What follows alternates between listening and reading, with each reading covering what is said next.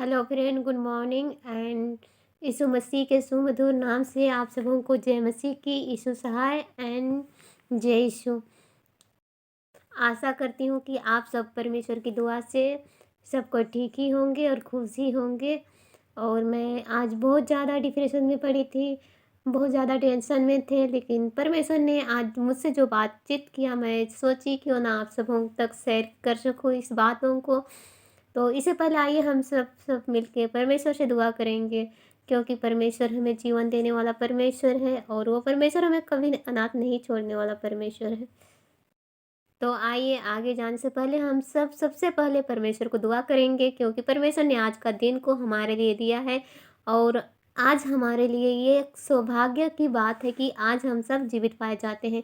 तो आइए इस घड़ी सभी को अपने अपने आंखों को बंद करें और परमेश्वर को धन्यवाद दें। धन्यवाद देती हूँ शामठी परमेश्वर, आज के दिन को तूने दिया है हमारे लिए मेरे राजा।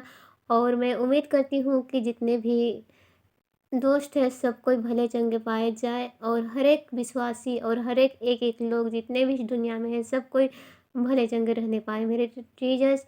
सब कोई खुशी के साथ रहने पाए परमेश्वर। मैं धन्यवाद देती हूँ आपको परमेश्वर, क्योंकि अब तक तूने मुझे जीवित रखा, भला चंगा रखा, हर एक प्रकार के टेंशन से डिप्रेशन से तूने बचा के रखा। इसके लिए मैं धन्यवाद देती हूँ परमेश्वर। हाँ मेरे राजा, तू मुझे अनाथ छोड़ने वाला नहीं है परमेश्वर, बल्कि तू मेरे आगे खड़ा होने वाला परमेश्वर है।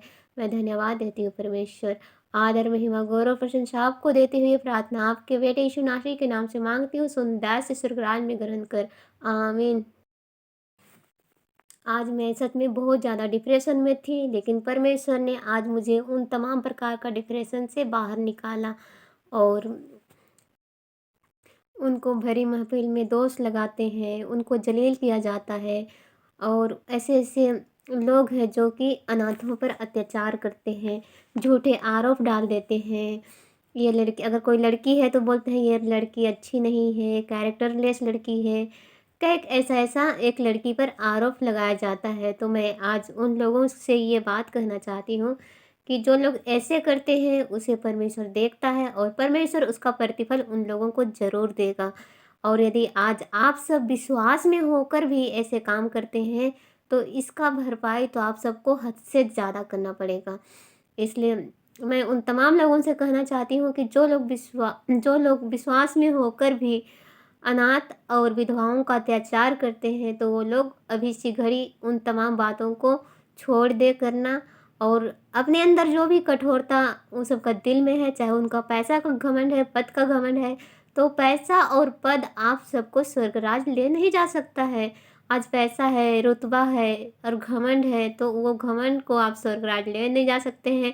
आपके पास पैसे का, दौलत का घमंड है, तो पैसा भी आपको स्वर्गराज ले जा नहीं सकता है। और सच में परमेश्वर ने आज मुझसे बातचीत किया, और परमेश्वर ने बोला कि एक अनाथ लड़की को कभी भी अनाथ नहीं समझना चाहिए खुद को, क्योंकि उसके साथ परमेश्वर खड़ा होता है।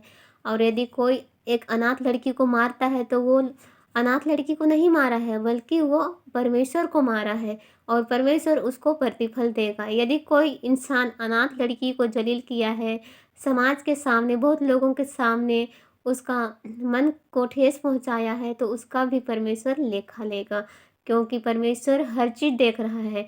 यदि आज यहाँ किसी को आप झूठे आरोप में फँसा रहे हो, तो उसका भी प्रतिफल परमेश्वर देगा। और यदि आज आप किसी का अतीत को यानी कि खोल रहे हो, तो उसका भी आपको परमेश्वर लेखा लेगा, क्योंकि परमेश्वर सच्चा न्यायी है। इस दुनिया में तो झूठे न्यायाधीश होते हैं, झूठे वकील होते हैं, लेकिन हमारे परमेश्वर के सामने ये सब चलने वाला नहीं है। और परमेश्वर ने आज जो बातें मुझसे किया है, मैं उन बातों को आप सबों के सामने मैं शेयर करना चाहती हूँ। और परमेश्वर मुझे बाइबल का वचन को दिया है, और उस 2 वचन को मैं आप सबों के सामने मैं बतलाना चाहती हूँ। इसलिए जितने लोग अनाथ हैं, जितने लोग अपने को बेसहारा समझते हैं, तो वो लोग अपने आप को बेसहारा और अनाथ ना समझें। यदि हम व्यवस्था विवरण उसका 10 अध्याय का यदि हम 18 पद पढ़ते हैं, तो यहाँ लिखा गया है कि वह अनाथों और विधवा का न्याय चुकाता। और सच में हमारा परमेश्वर जितने लोग अनाथ हैं और जितने लोग विधवा हैं उसका न्याय चुकाने वाला परमेश्वर है। इसलिए यदि आज आप अनाथ हैं या विधवा हैं और आप पर कोई अत्याचार कर रहा है, तो आप समझ जाइए कि आपका न्याय परमेश्वर चुकाने वाला है। और परमेश्वर सच्चा न्यायी परमेश्वर है, झूठे न्यायी नहीं है। और इस दुनिया में कई लोग झूठ न्याय करते हैं, झूठी न्याय करते हैं, हेर फेर करते हैं, लेकिन हमारा परमेश्वर हेर फेर करने वाला परमेश्वर नहीं है। वो दूध को दूध और पानी को पानी ही करता है, इधर उधर करने वाला परमेश्वर नहीं है। इसलिए आज हमें और आपको डरने की ज़रूरत नहीं है। यदि आज आप बेसहारा हैं और कोई आपके साथ अत्याचार कर रहा है, आपको जलील कर रहा है, तो ये सोचिए कि उसका लेखा परमेश्वर उन लोगों को लेगा। तो और एक वचन को आज हम सब देखेंगे।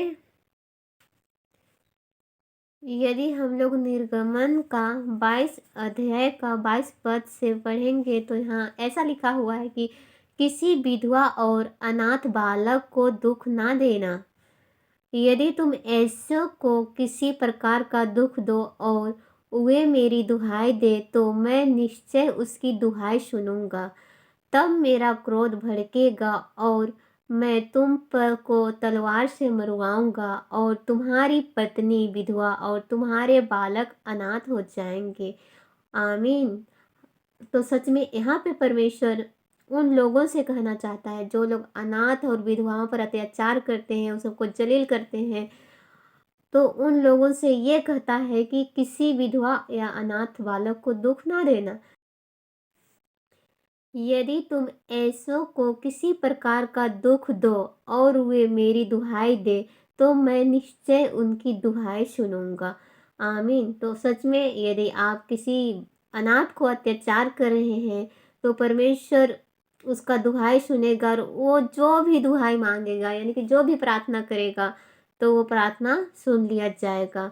और सच में तब मेरा क्रोध भड़केगा और मैं तुमको तलवार से मरवाऊंगा। और सच में वो लोग को जो अनाथ पर अत्याचार करते हैं उसको हमारा परमेश्वर क्या करेगा? तलवार से मरवाएगा।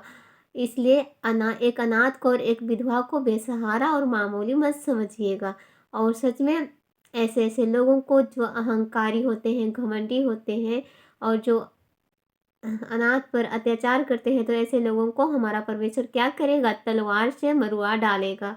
और उनकी पत्नियाँ और उनकी पत्नियाँ, जो भी पत्नियाँ हैं, वो क्या हो जाएंगे? विधवा हो जाएंगे, बेसहारा हो जाएंगे और उनके बालक भी अनाथ हो जाएंगे।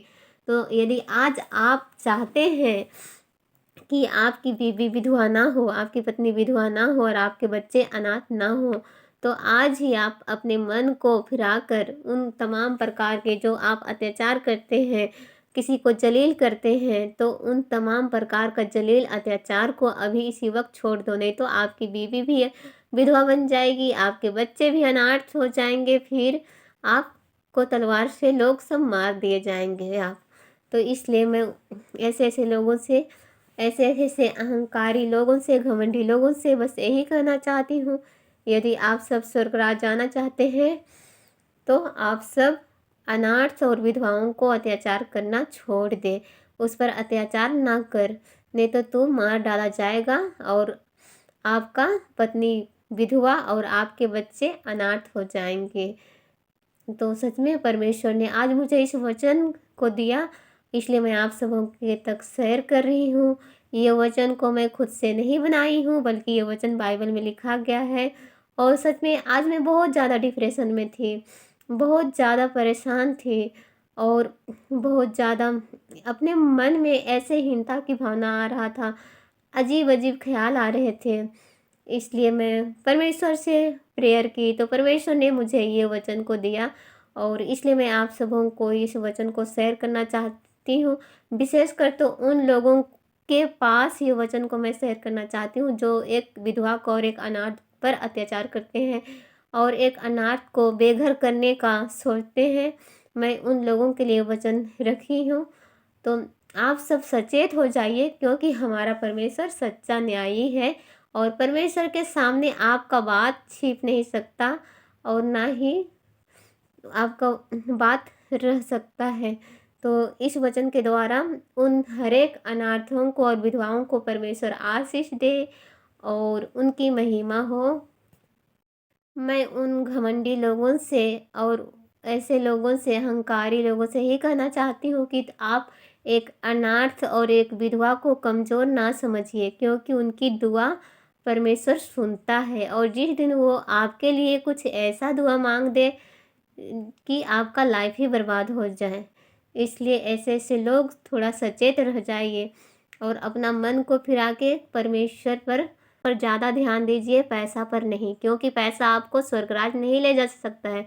यदि आज आप हेरा-फेरी करके, किसी को बेसहारा करके, किसी को बेघर करके, यदि आज आप पैसा कमा लेते हैं, तो वो पैसा आपको स्वर्गराज नहीं ले जाएगा। यदि आप सब स्वर्गराज जाना चाहते हैं ऐसे-ऐसे लोग, तो मैं ऐसे-ऐसे लोगों से ही यही कहना चाहती हूँ कि आप पैसा के बलबूते, अपना पद के बलबूते उस घमंड में मत रहिए कि हम स्वर्ग जाएँगे, कभी जा नहीं सकते हैं। और इन वचन के द्वारा परमेश्वर उन अनाथ और विधवा लोगों को आशीष से भरने जा रहा है। और उन लोगों को मैं यही कहना चाहती हूँ जो खुद को अनाथ समझते हैं, तो परमेश्वर आपके साथ सदा हमेशा खड़ा रहता है। इसलिए आपको डरने और घबराने की ज़रूरत नहीं है, बस आप प्रार्थना में लगे रहें। और सच में कई ऐसे लोगों को मैं देख पा रही हूँ कि बहुत सारे ऐसे लोग हैं जो अनाथ हैं और उस पर अत्याचार होता है और उस सबको लोग जलील करते हैं। अगर ऐसे-ऐसे कोई लोग हो, तो मैं यही कहना चाहती हूँ कि आप सबको डरने और घबराने की ज़रूरत नहीं है। तो इस वचन के द्वारा आप सबको आशीष मिले और परमेश्वर की महिमा हो। और थैंक यू। तो आइए हम सब प्रार्थना करेंगे और परमेश्वर को धन्यवाद देंगे। धन्यवाद सामर्थी परमेश्वर, तो आशीष देने वाला परमेश्वर है, तू सच्चा न्यायी करने वाला परमेश्वर है। और परमेश्वर तू उन अनाथ और विधवाओं का न्याय चुकाने वाला परमेश्वर है। और जो अनाथ और विधवा पर अत्याचार करते हैं, तो ऐसे-ऐसे लोगों को मरवाने वाला परमेश्वर है और उनके बच्चों को अनाथ बनाने वाला परमेश्वर है, उनकी पत्नियों को तो विधवा बनाने वाला परमेश्वर है। तो सच में परमेश्वर मैं धन्यवाद देती हूँ आपको, इस वचन के द्वारा हमें आज बहुत ज़्यादा आशीष मिला, इसके लिए मैं धन्यवाद देती हूँ। आदर, महिमा, गौरव, प्रशंसा आपको देते हुए ये प्रार्थना यीशु मसीह के नाम से माँगती हूँ, तो सुन और स्वर्गराज में ग्रहण कर। आमीन।